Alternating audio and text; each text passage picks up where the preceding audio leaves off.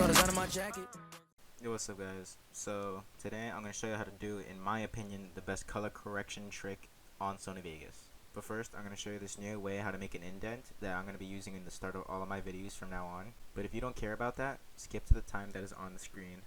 Alright guys, so I'm going to show you how to make an indent. Now if you don't know what an indent is, it's basically at the start of every video, and it pretty much is text that comes up that says edited by and then the editor's name. If you don't have After Effects and you only have Sony Vegas like I do, I'm going to show you, in my opinion, the best way to make an indent on Sony Vegas. Basically, you get a small part at the beginning of your clip, hit Control, and stretch it out right here in the 2-second mark.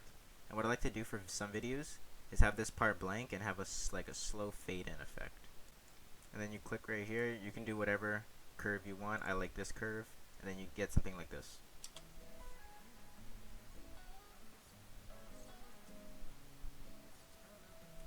Now the audio is kind of distorted because of the slow-mo, so press Control U and then delete this.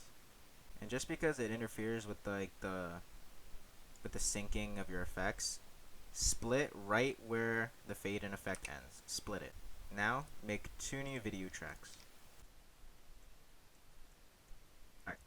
Now go in here, right click, press Insert Text Media, and then just put edited by.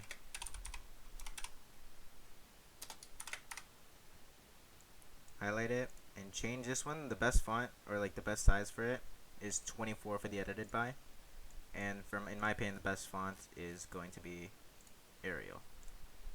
Now do it again, but on here, but this time put your name. But for your name, for the size of the text, make it 36, and of course make it Arial. Now when you have your text settings open, you can move it around like this. So I recommend just centering it, make it like this, and then go here, and then just adjust it so it's centered.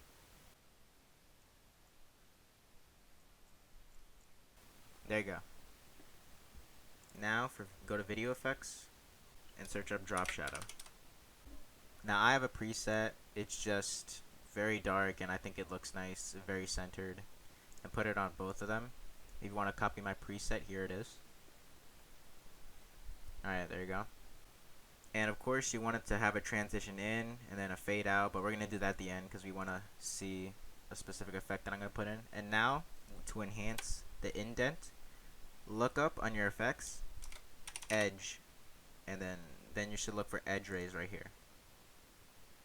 Put it in here, just put it in on one of them and you can adjust to the other ones. Now what you have here, I should make a preset for this, but I'm too lazy, so I'm just going to show you guys what to do. Just mess around with these settings until you find settings that you like. Now I like to put it on blue because I think blue looks cool. Now copy all these settings, or you can make your own, whatever you want, but you have to animate edge thickness and also ray brightness. Now what you gotta do is you gotta anticipate for the transition, so keep this part blank.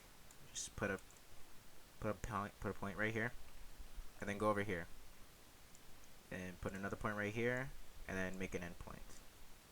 Now for the center point, you want the brightness a little bit higher, just a little bit, not too much.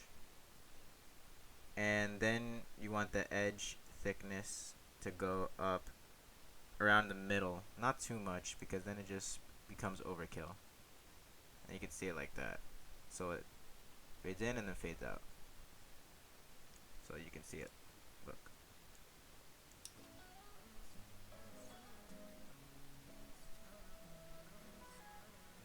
like that.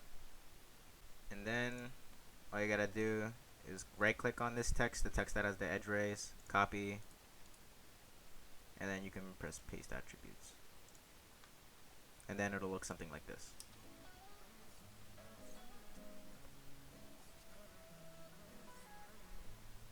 Alright, now you want to transition, so just quickly pick any transition you want, but for me, my best transitions are these 3D ones. They look really cool.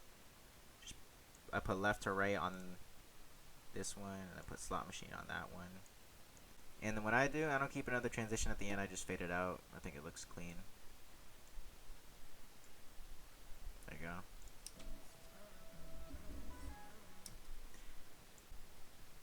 course you want to mess around with the brightness, so just type in bright and then brightness and contrast. I like very dark, so put very dark on the beginning where you didn't cut it. Just put it like this. It'll come up like that. And then put very dark on here. And then animate brightness and contrast. And then go to the very end because you want it to go back to normal at the very end. Put 2 of them here, so there you go. Go to the end one, set it to normal, and it should look like this.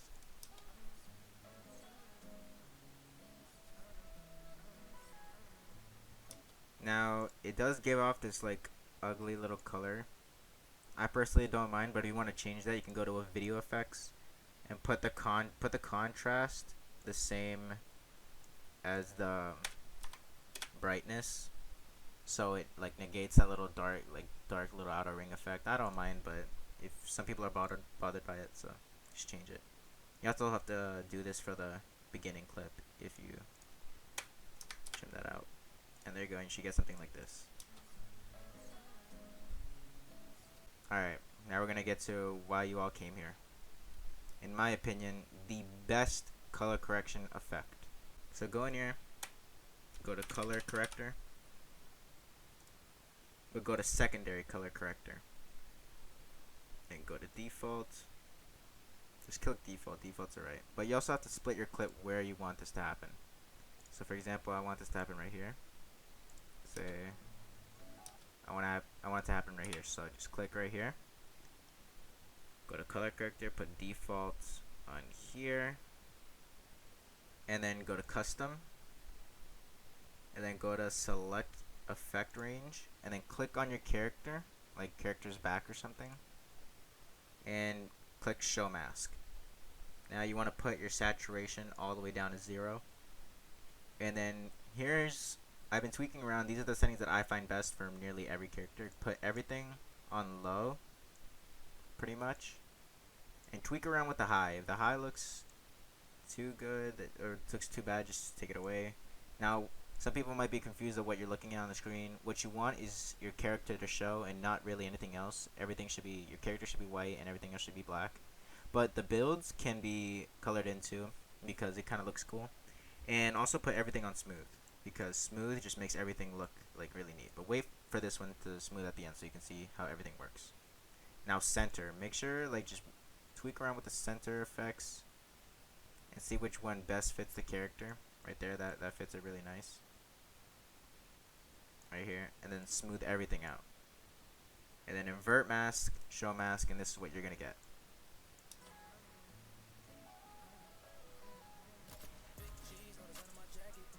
Now, of course, you don't want it to just switch like that easily. You want to have a little smooth. So what I do is I make a little fade in effect, fade in and out, and then you get something like that. You get a blink. There you go.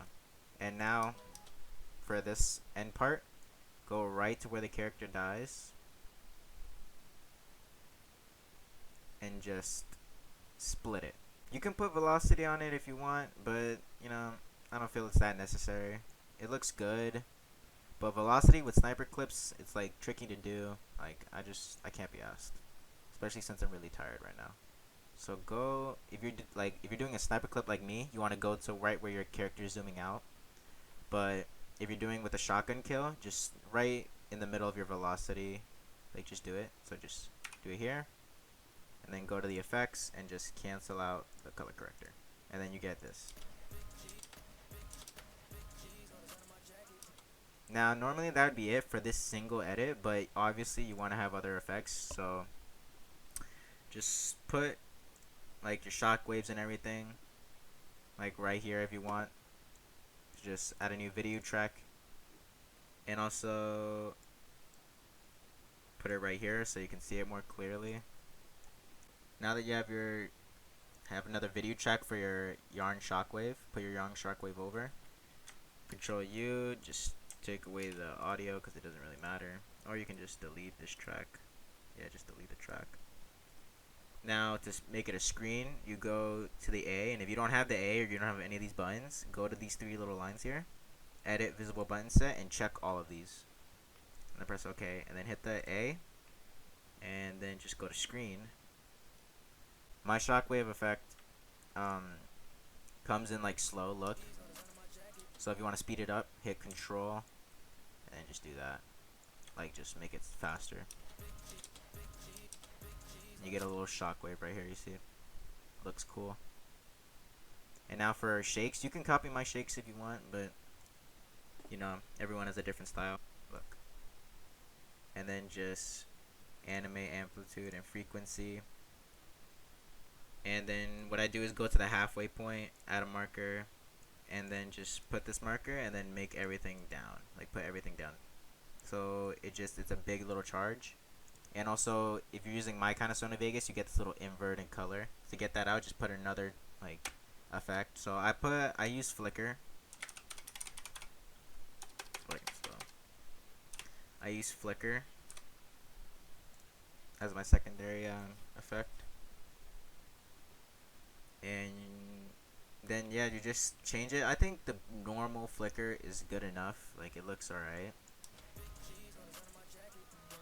Yeah, I think it just looks alright, so I just keep it like that. And that's the effect. Hope you guys enjoyed. Have a wonderful day.